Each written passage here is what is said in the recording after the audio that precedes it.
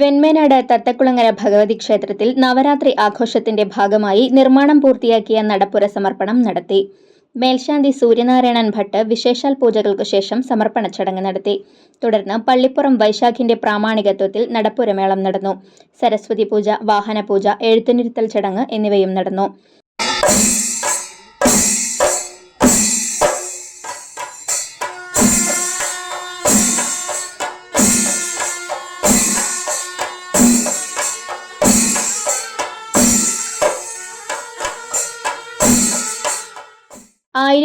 ചതുരശ്രയടി വിസ്തീർണത്തിൽ 10 ലക്ഷം രൂപ ചെലവിൽ ഒരു മാസം കൊണ്ടാണ് ക്ഷേത്രം നവീകരണത്തിന്റെ ഭാഗമായി നടപ്പുര നിർമ്മാണം പൂർത്തിയാക്കിയത്. ഭാരവാഹികളായ ബാബു മേൽവീട്ടിൽ, സദാശിവൻ കോരിശ്ശേരി, ഗിരീഷ് പീച്ചിലി, ഷൈമോൻ ചാലകത്ത്, പ്രമോദ് വെള്ളാപ്പറമ്പിൽ, പ്രഹ്ലാദൻ ചാലകത്ത്, MS സുരേഷ് എന്നിവർ നേതൃത്വം നൽകി.